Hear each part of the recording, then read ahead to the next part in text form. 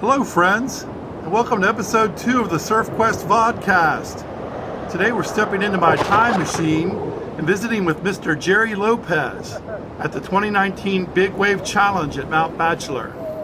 When I got onto this snow surf continuum, Sweet day, my man. friend Paul Fireman suggested I take this enthusiasm and wrap it into a film.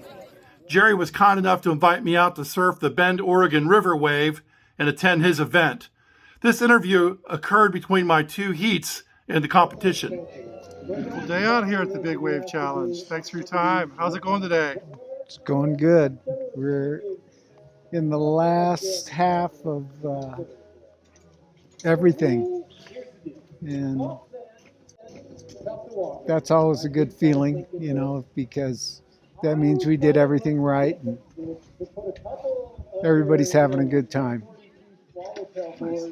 Tell me just a little bit of history on the event and snow surfing, how you get into it. For me, coming from surfing, being a surfer, coming to the snow, it seemed that surfing really translated well to snowboarding, and it was most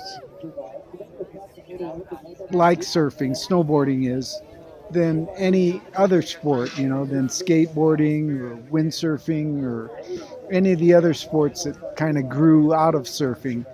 And I really took to it. I mean, we moved from Maui, we came here to Oregon, we've been here for 27 years, and they've been great years. And Mt.Bachelor, was always been like my home break.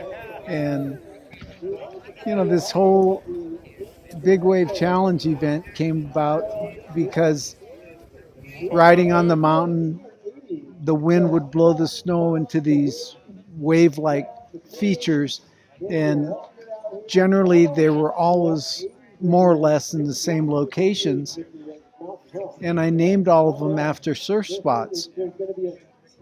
And the director of marketing almost 9 years ago, Andy Goggins, and I were riding around one day, and I was pointing out some of the natural wind lip features and saying, yeah, that's called outside pipeline, and this one's Alamwana. And he goes, well, we should have a event on one of those features and judge it like a surf contest. And I went, that's a good idea, but to try and do that on one of the natural features was just logistically difficult. So what we opted to do was, well, we can build waves out of snow and still have a surf contest in the snow. And basically that's what the Big Wave Challenge is. Tell me about Surf Movie Night. That was so much fun. What all was going on there? Yeah, that was also Andy Goggins' idea. He's full of brilliant ideas. That let's rent the Tower Theater, which is a great venue. Yeah. And let's show one of your old surf movies. And so we actually had a vote. Should we show Big Wednesday or North Shore? And Bend is kind of a North Shore town. When I first came to Bend back in '92, there was a snowboard shop called North Shore, named after the movie. And I figured, even though the voting was close, that North Shore would probably win out in the end. So maybe next year we'll show Big Wednesday. How about some of the early films, like your first appearances and your memories riding waves as a younger guy? Yeah, those were, some great years, but they were a long time ago. I mean, I've been surfing for 60 years now. Started when I was 10 years old, and it's been a great ride. I read your book. I grew up on an island. Our lives were similar that way. I felt a real kinship there. So it's nice sharing, your life with others in your book, and playing a role in the surf culture. Yeah, I mean, surfing has been, really a wonderful life for me. I'm always felt that that was my destiny, that this time around I was supposed to be a surfer, and I guess I am. Well, part of the documentary is about the spiritual side of it, the connection of the snow and the water and the board. Personally, as a young guy, I saw time slow down in the tube, and I've been real connected to time. And I believe you're like that too, right? If you can explain that experience. Well, the yogis say that the concept of time and space exist in the mind, in the intellect part of the mind.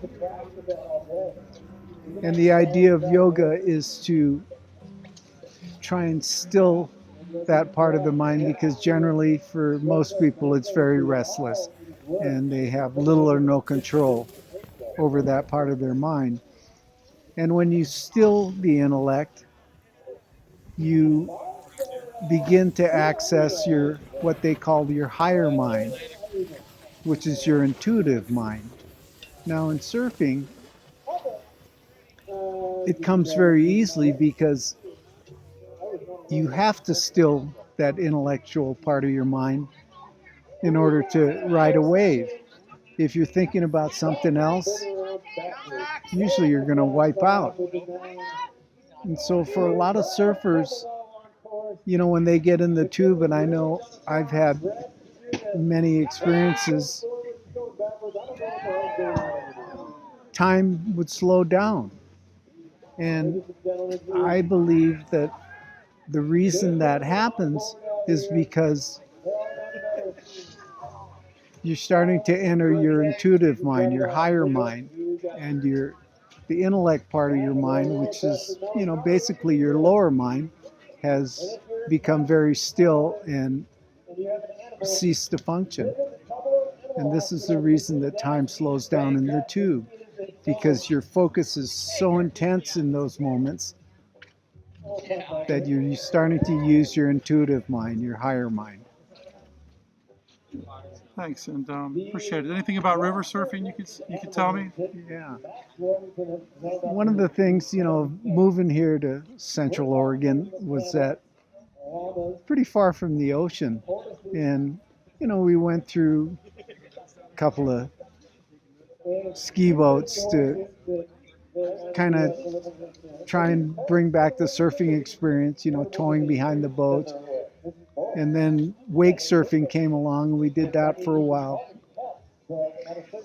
And then this was, about 15 years ago, a friend of mine who was actually a U.S. Olympic Nordic skier, but also a champion kayaker, said, I got this wave I want to show you that I think you can ride a surfboard on. So we drove out there one day, and this was, out on the north end of town.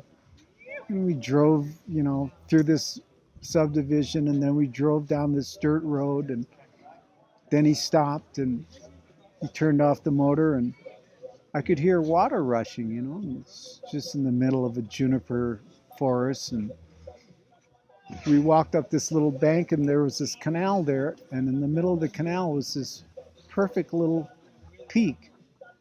And I'd never seen anything like that. And he had this beat up old surfboard, and he, had been here many times before with his kayak, but this was his first time with his surfboard. And he wasn't much of a surfer then, but he got in the water and jumped into this wave and, wobbly got to his feet and started surfing this wave. And I'm standing, 6 feet away from him watching this all go down. And that looks pretty cool. On a standing wave, you're surfing back upstream against the current. And, when he wiped out, I went, let me try that. And I jumped in and went, wow, this is pretty cool. Since then, what happened was with that wave is it got too popular. It was in a private waterway, an irrigation canal, and too many surfers came, and they eventually closed that down. They built a wall through it. The city, the Parks and Recreation Department in Bend here went to a great deal of trouble, spent a great deal of money, and they constructed a whitewater park in town where the Deschutes River flows through town, and they made a surfing wave. And now we have a Central Oregon surfing community here in Bend.